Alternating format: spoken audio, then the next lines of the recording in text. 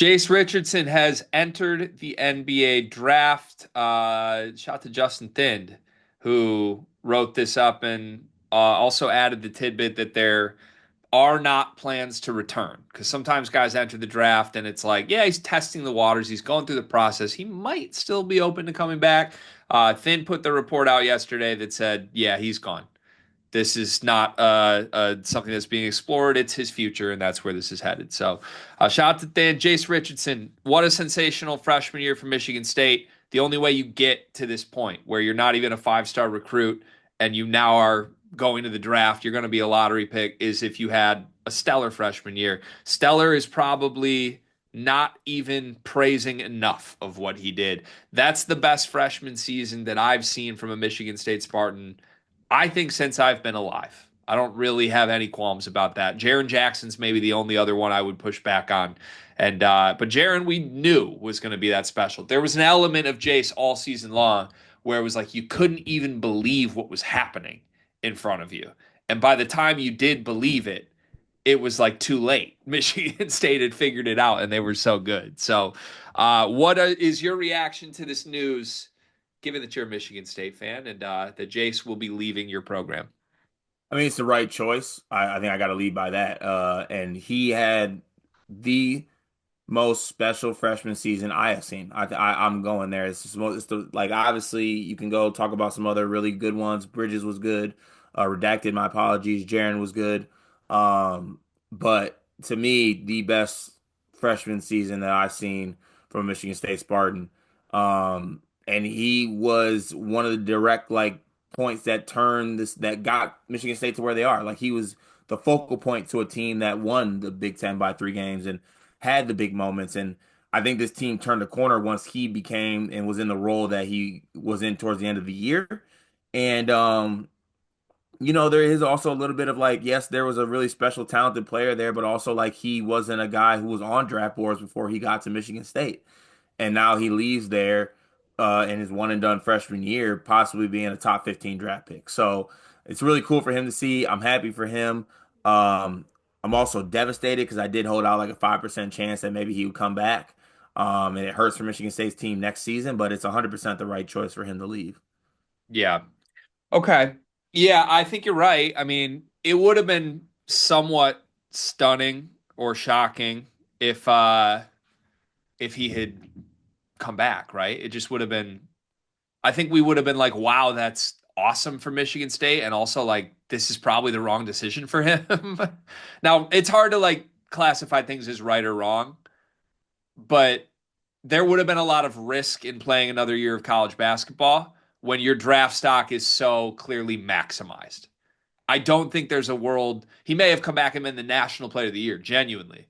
I don't know that there's a world where Jace would go from like potentially like the seventh pick in the draft this year to like AJ Debanza level next year. So if Yeah. that's what your future is, if that's what you want, his hand was kind of forced, I think, at this point. And it's a credit to him for putting himself into a spot like that. It leaves Michigan State in a strange spot, to say the least. Not that you guys didn't expect this. I would bet you there will be stories that come out of this where Tom Izzo told him to leave, just like there were with Jaron. But when you pair this with Trey Holloman's unexpected departure, your backcourt now consists of floor general and Kurt Tang, who was not a rotation player last year. Mhm. There is not another guard that you can even like pretend is a guard on the roster currently. I believe you've got 5 open spots to work with. You can certainly bring in players, but how do you go about beginning to try and replace what Jace Richardson has left behind? It's going to take a lot. It's going to take a lot given, I think we lost every player last year that could create a shot for themselves. And now, granted, there was only two of them, I think, in Trey Holloman and at least guards that can do that. And we're not going to get that back next season. So I think that it's going to have to be something that Izzo addresses in the portal. And that's a scary idea, scary thought, but it's something that needs to be addressed. We need someone that can get their own shot. And Jace and Trey Holloman were those guys for us last year, and we do not have either of those guys. And the loss with Jason, we're losing an NBA player. Yeah. Like we're losing an NBA player who provided shooting for us as well when we were the one of the worst shooting teams in the country. So you So, say create their own shot, which is right. But I was thinking about this. I'd go a step further. I think Michigan State lost pretty much everyone on the roster except for Kohler that they ran offense for. hmm, Like, and that extends beyond just, I guess, Holloman, but like Akins, Holloman, I think Fiddler was a guy you tried to get scoring situations for, and then Jace. It's not a team that thrived on creating their own offense as is. But now you start to think, like, just based on the returnees, who would you even be running plays for? Kurt Heng's like the name I buy here. Or I guess like you're hoping Cam Ward or Jordan Scott come in and are awesome. But again, respectfully, like you're not running plays to get Cohen Carr shots. He gets his production within the flow. Maybe Jeremy Fears takes a huge leap and becomes a guy you run plays to score for, but he's always been the guy trying to get other people shots. So you look in the front court, it's Cooper and Kohler. I think you can run a bunch of offense through Kohler. I don't think you can through Cooper. It's just going to have to be transfers. There's not another option anymore with Holloman's departure paired with this. So yeah. I guess, there's some rumored names. We'll have more videos on those rumored names. I think Izzo will do a better job than people expect.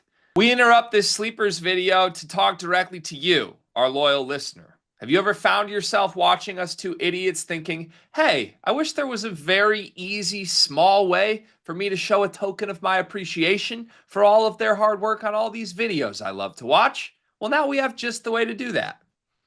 Thanks to the beautiful folks over at Underdog Fantasy. They are helping us out this month, presenting a lot of the content coming out this month, giving you a chance with a amazing offer that you can use using our promo code that Gregory will tell you more about.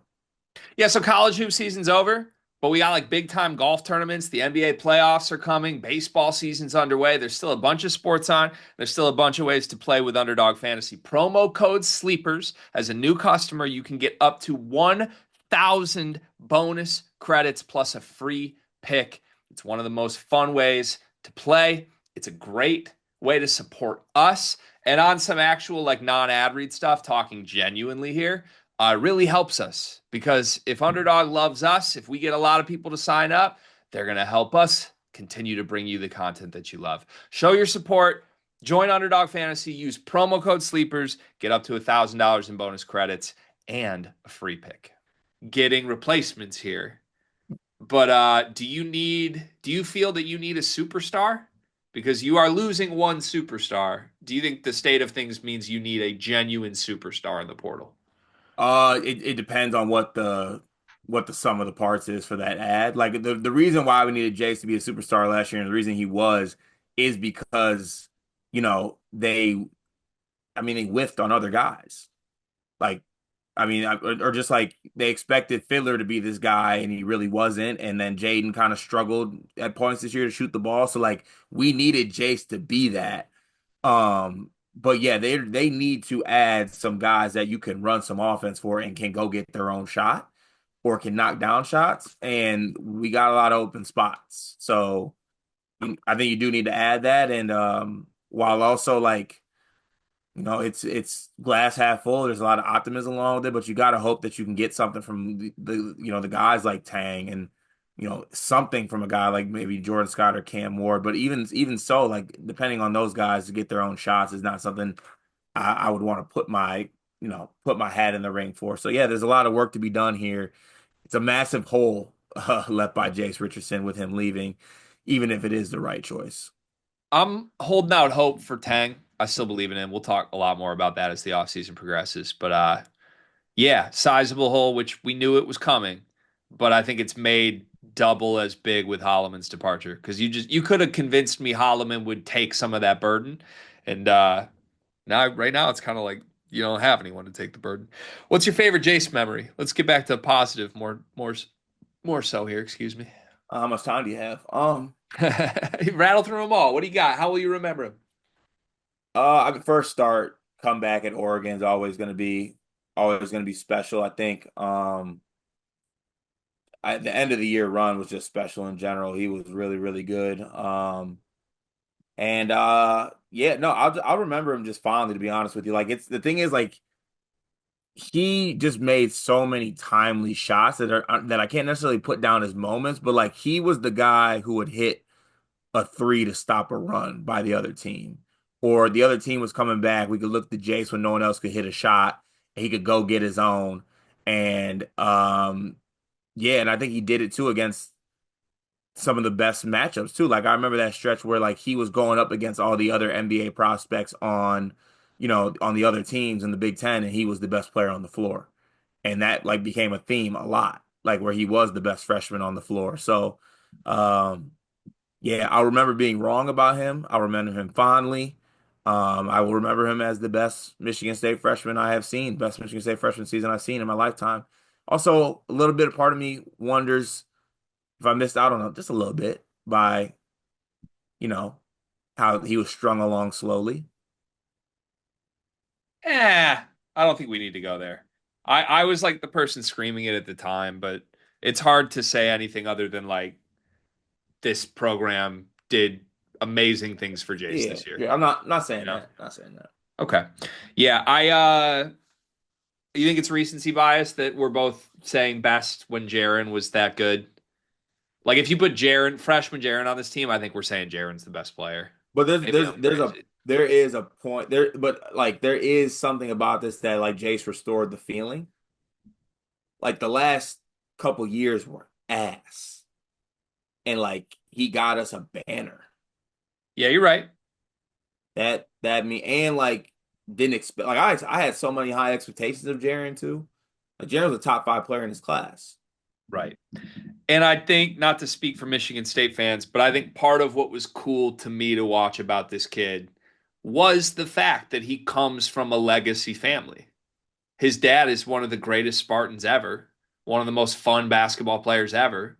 Seeing his dad courtside watching this happen, just the idea of all of that is like incredibly cool to everyone involved. So, um, yeah, man, I think everything about Jace Richardson this year has my utmost respect and admiration.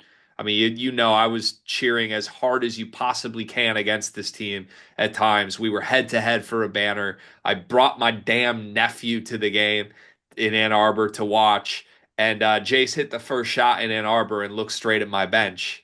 And Card, I felt things in my body I've only felt when I watched like Trey Burke and Nick Stauskas. Like he's just a stone cold killer. And I think he's going to thrive in the NBA. Do you have any questions or concerns on him as he progresses to the next level? He did struggle with size and length in that last game, which I've also seen him finish over size and length as well. So, yes, a little bit, but also like no. I think he's too good. I think he's too good, too skilled, too smart. Don't care that he's not 6'5" or like the best athlete in the world. I think he's going to be extremely successful. I also think that, he's going to look better in the NBA too. I think he can create for some people, create for others. I think he has underrated passing skills. I really like Jace Richardson. I think he's going to be a really special, really good player in the NBA. Yeah, I think he's a kid that can land literally anywhere, much like he was at Michigan State this year. If you need him to be your star in the NBA, I think it could work.